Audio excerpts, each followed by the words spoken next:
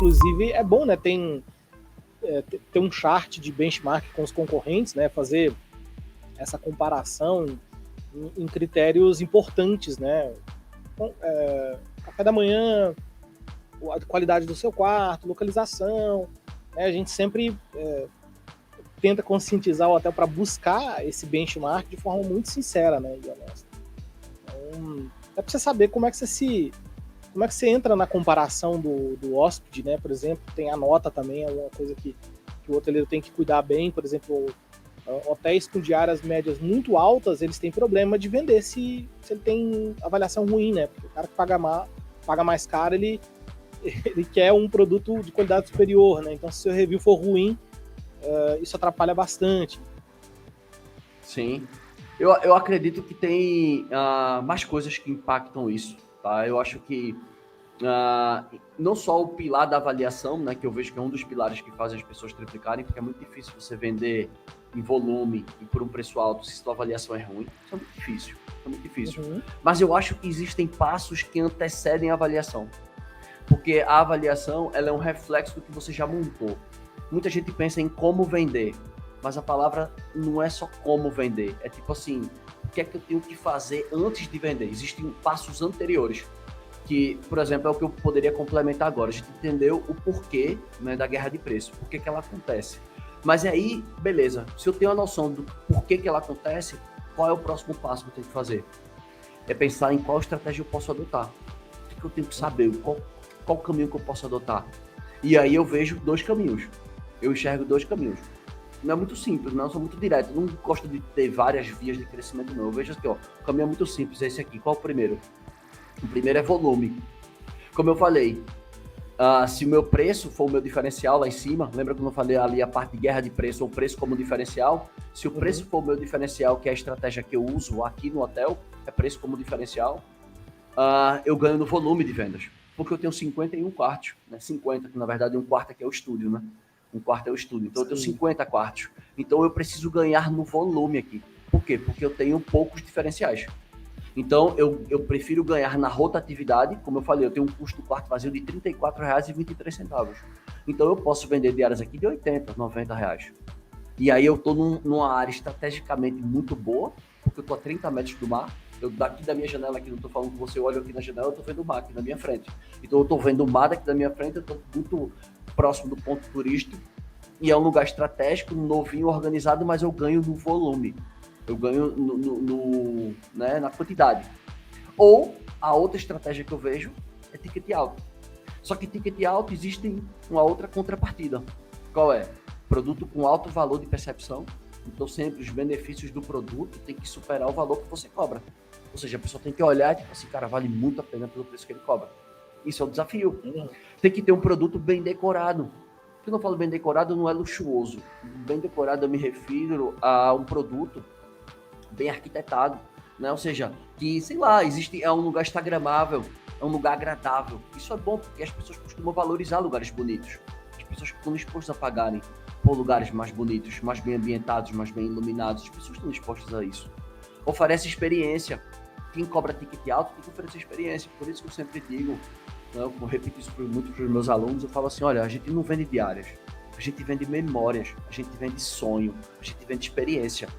Quantas viagens nós, né, que estamos aqui, né, conversando aqui, quem está assistindo a gente faz uma viagem com nossos familiares e a gente se recorda, uma viagem com o primo, com o irmão, né, com os pais. Quantas viagens não tem isso, essa recordação? Então, quando a gente quer um ticket alto, a gente tem que ter uma experiência boa, né? Tem que ter uma boa localização também, que ajuda a cobrar mais caro. Uma boa localização ajuda você a cobrar mais caro. Não é o único diferencial, mas bem localizado e produto com alta percepção, bem decorado e que oferece experiências, é mais alto de cobrar. Então, você entende o seguinte, qual a estratégia que você vai adotar? Quero ganhar no volume, quero ganhar de ticket alto. E você precisa ser sincero, essa autoavaliação, que é exatamente o que eu faço aqui no hotel. Eu penso assim, cara, eu tenho 51 quartos na horizontal, não é um prédio, é na horizontal. É todo mundo assim, são quartos duplos aqui, então eu tenho chalés, eu tenho kitnets, eu tenho tudo na horizontal. O terreno é enorme, são 2 terrenos aqui. Então, eu penso assim, cara, se eu fosse ter que reformular tudo isso aqui, se eu fosse ter que fazer um retrofit e melhorar meu produto para poder cobrar mais caro e sair da guerra de preço, ia se gastar alguns milhões. E aí eu fico pensando, cara, será que vale a pena esse investimento agora? Será que se eu adotasse uma outra proposta de ganhar no volume, apertar minhas contas, como forma eu vou compartilhar um pouco mais adiante, para vocês entenderem por que eu pratico esse preço. Eu vou compartilhar, eu vou trazer o estudo de caso. Então você vai dizer, putz, tá entendendo? Então eu tenho que pensar nisso. Se é um investimento estratégico, que realmente vai agregar o ticket e vai me trazer mais, ou se, putz, será que eu podia fazer de uma outra forma e não ter que fazer todo esse investimento? Por quê? Só pra gente resumir aqui a pergunta, tá? O nosso trabalho, ele tem que gerar 3 coisas. A primeira coisa do nosso trabalho chama-se valor. E para que a gente gere valor, é a preparação da hospedagem.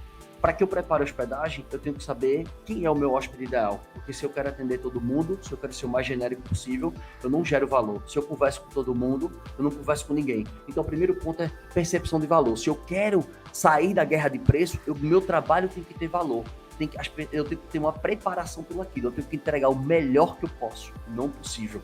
Esse é um ponto. Segundo ponto, valorização. Quando eu sei as pessoas que eu quero atender, eu consigo fazer a etapa anterior, que é gerar valor. Porque é que nem um relacionamento, quero conquistar uma pessoa. É só você entrar no Instagram da pessoa e ver que tipo de música, que lugar ela frequenta, para onde é que ela vai, qual a roupa que ela se veste. Aí você, se aquilo for realmente o padrão que você gosta, que você gostaria de se conectar, você já identificou toda a pessoa ali, você consegue criar o rapport mais fácil. Isso é óbvio. Então, valorização. Aquilo que você gera valor tem que ter valorização. As pessoas têm que dizer que aquilo vale. E por fim, que a gente está conversando aqui, né, e que a H-System também faz muito bem aí, é visibilidade, distribuição. Quem não é visto não é lembrado. Se você não for visto, ninguém lembra de você, cara. Você pode ter o melhor produto do mundo, mas ninguém vai bater na sua porta e dizer que quer se hospedar com você. Você tem que ser visto. E aí a parte do quê? Da visibilidade e da distribuição. Quanto mais shopping centers, né? Quanto mais bookings, quanto mais Expedias, quanto mais hotels.com, quanto mais sites eu tiver, quanto mais agências, operadoras eu tiver, eu estou em mais shopping centers. Aquilo ali vai agregar valor para mim, porque a minha vitrine vai estar sendo vista por mais pessoas em mais canais. E, obviamente, depois eu vou escolher os melhores canais para mim, onde eu vou intensificar esforço e tal.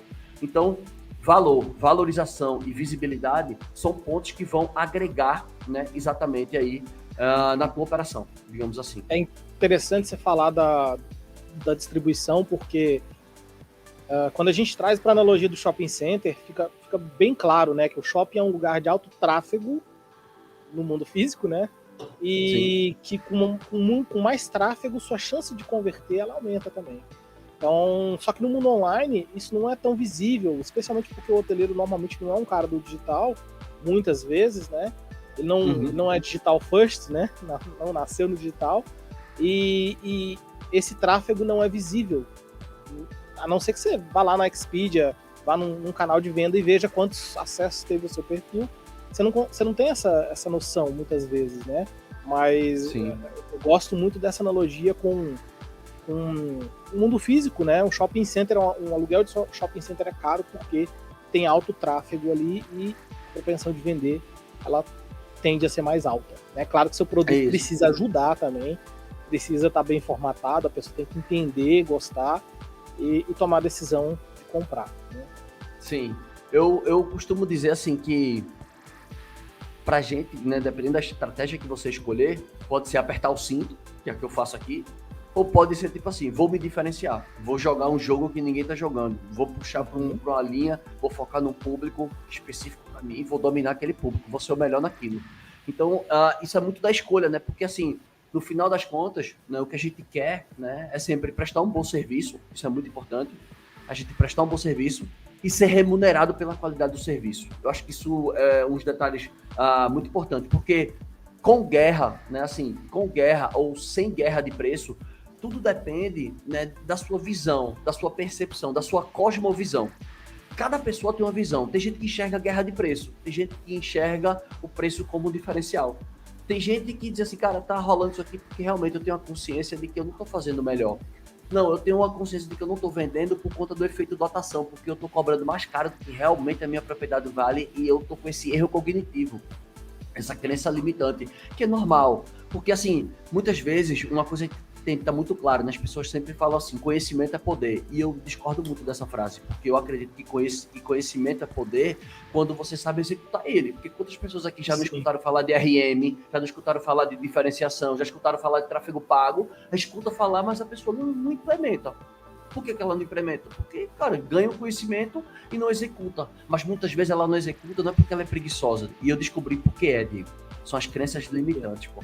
São crenças limitantes, porque só o conhecimento, para que ele execute, você tem que ter o autoconhecimento. Por exemplo, para você fazer tráfego, dependendo do tamanho do seu hotel, você tem que ter um perfil um pouco mais, digamos, arrojado. Não digo nem tão arrojado, porque para mim, na minha visão, o investimento é pequeno. Mas vamos supor, você que nunca investiu no tráfego pago, no Facebook, no Google Ads, você nunca fez isso na vida. Aí você, cara, vou fazer anúncio porque eu quero trazer para aumentar minhas reservas diretas. Vou jogar para o meu site lá, para o meu botão de reservas e tal, vou fazer isso. Essa é a ação que você quer. Quando a gente fala assim, olha, vamos fazer o seguinte, a gente vai fazer uma ação, vai colocar R$1.000 por semana de tráfego. Não, R$1.000, isso tudo. Sabe, a pessoa já faz assim, ó. Por quê? Porque ele já fica com medo. Ele já não sabe que o tráfego é importante, ele já não sabe que se o tráfego bem feito traz retorno, mas por que ele sabe que tem que ser feito, ele sabe que traz retorno e ele não investe? Porque ele tem aquele medo. Porque muitas vezes ele não tá vendo, ele não domina aquela matéria, ele não pega no investimento, digamos assim, então aquilo causa um medo para ele. Então você entende que não é só o conhecimento, é você também liberar as suas crenças limitantes. Que todo mundo tem, na verdade. E eu acredito que quando você ganha o conhecimento certo e você consegue tirar essas crenças limitantes, é aí que a coisa começa a acontecer. Né? Para mim, é aí quando o jogo vira, né? Quando você troca essa lente, essa cosmovisão. Mas aí é um assunto que a gente poderia debater isso numa live. Não, mas eu acho até interessante você tocar nesse assunto, porque pouquíssimas coisas têm um resultado tão garantido quanto uma gestão de tráfego pago na hotelaria, por exemplo. Eu concordo. E a gente vê muito pouca implementação disso em relação do que poderia, né?